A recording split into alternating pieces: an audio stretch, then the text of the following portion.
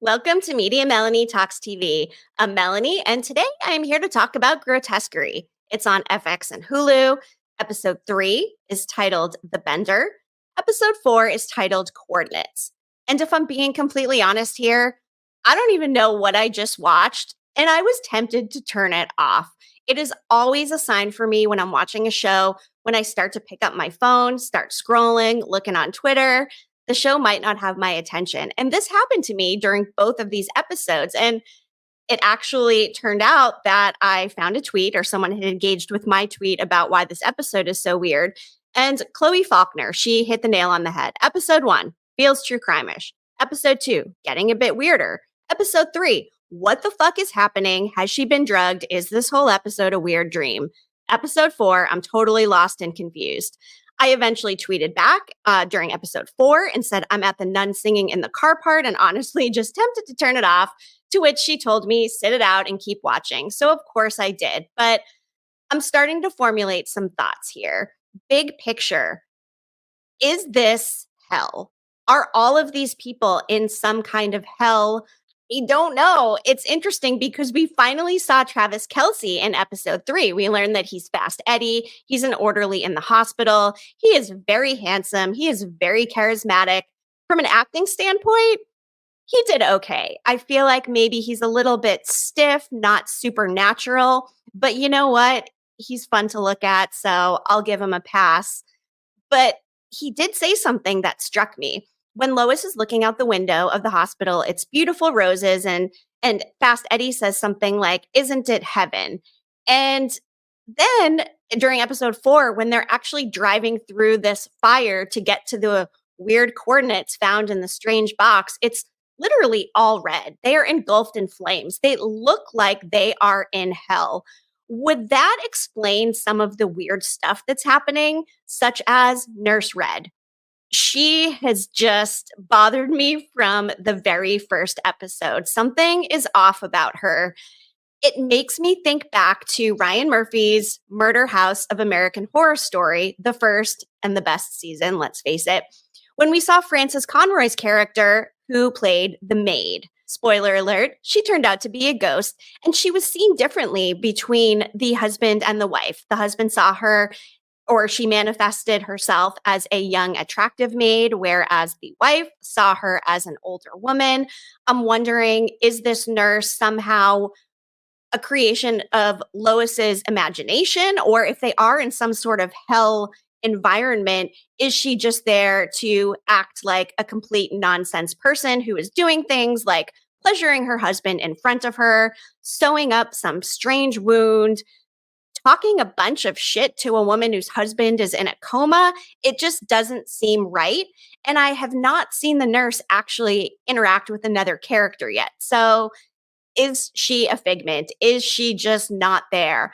I don't know, but she doesn't fit and she's super sus. So I'm really curious to see where Nurse Red and her part in this ends up going, because I have no idea. The thing that I was kind of glad to see happen was one of the police officers saying, hey, who the fuck is this nun and what is she doing here? Is she some kind of informant? And that was my question from the beginning. She just walks in, inserts herself into the case, and they just start feeding her details? I don't know. I mean, technically she's a journalist or media person, and in my experience watching TV shows, they don't typically just give away this information. They try to keep things close to the vest because they don't want certain details getting out. So I'm glad somebody finally asked the question about the nun. But let me just tell you, the whole Sister Megan, Father Charlie situation, what is going on there? This is what makes me think, are they in hell? Because they are literally the worst examples of people that should be representing the church.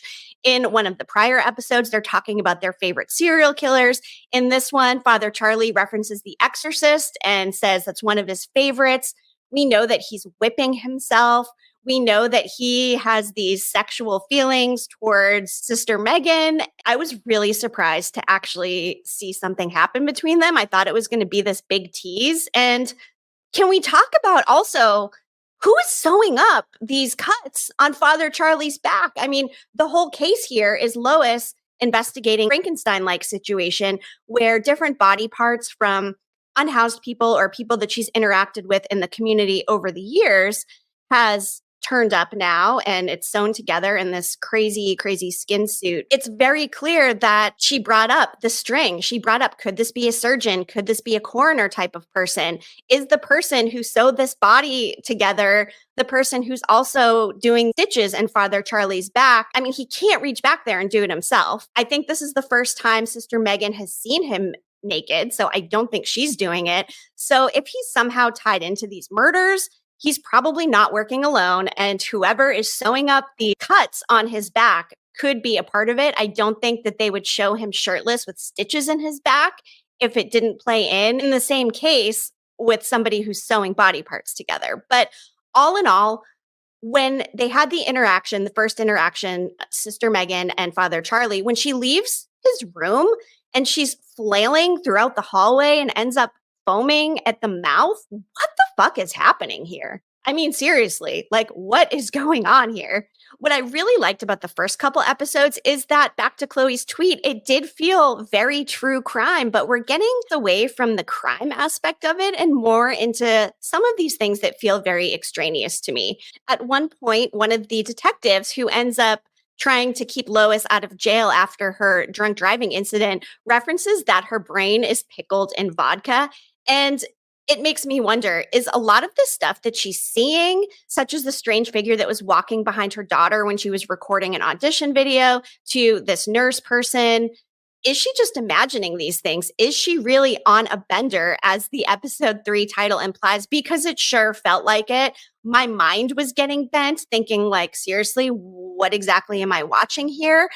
And the Ryan Murphy of it all is really coming to the surface. It's starting to feel more like American Horror Story, and not necessarily in a good way. I do think that things felt incomplete, things felt very exaggerated, a little bit disjointed in these last couple of episodes. And I was really hoping for more of the true crime aspect and less of this mind-bending nonsense and priests and nuns having sex. What is happening?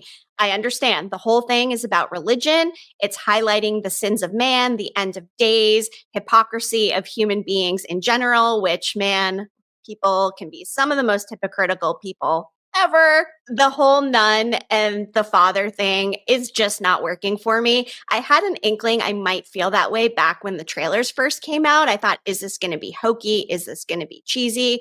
Well, guess what? It's coming across in a way that I'm really not loving so far. So I'm not even sure if I'm going to finish it. I will watch the next 2 episodes, but if I still feel this way, I might just call it a day. I did this with other Ryan Murphy series before, such as Delicate last season, did not finish it.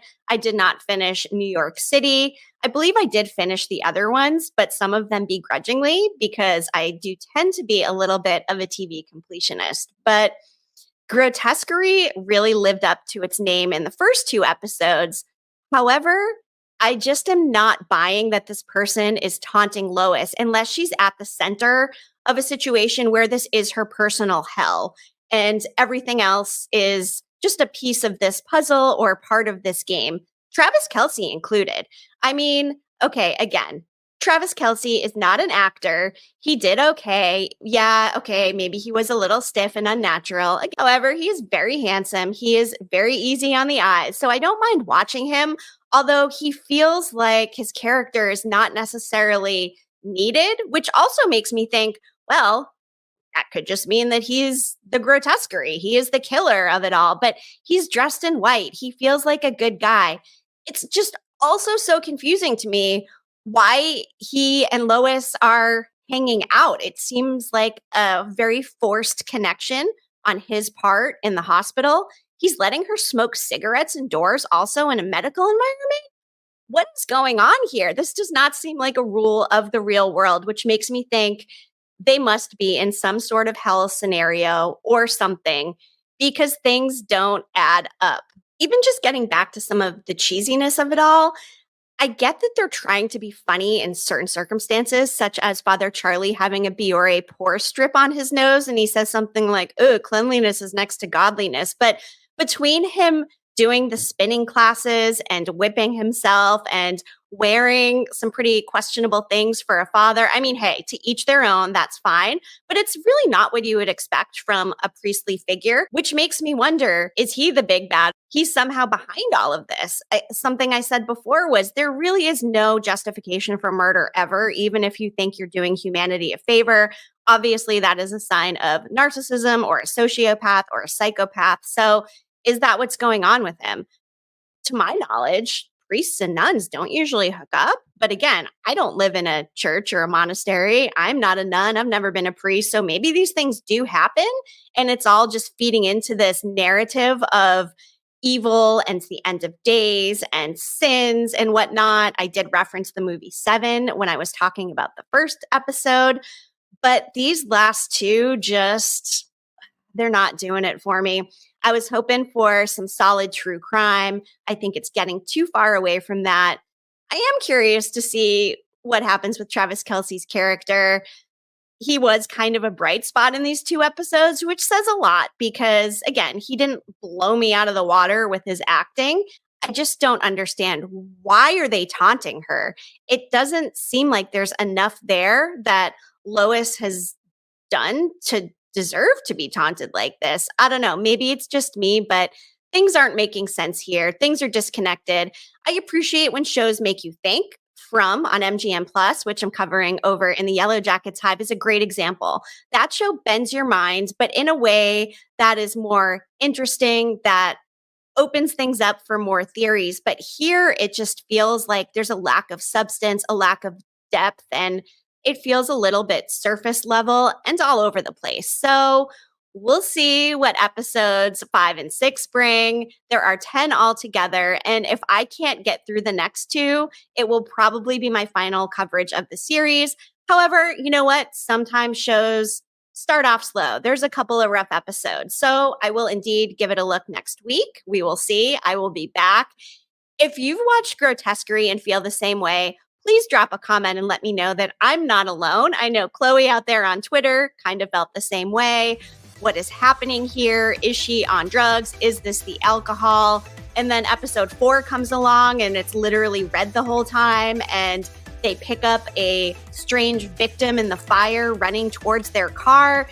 I don't know. Things are just a little bit wacky for me, but I appreciate you being here. Thank you for watching my coverage. Be sure you're subscribed to MediaMelanieTV.com. Turn on those notifications. Drop me some comments. I really appreciate the support. And I'll be back again, so stay tuned. Media Melanie, clicking off.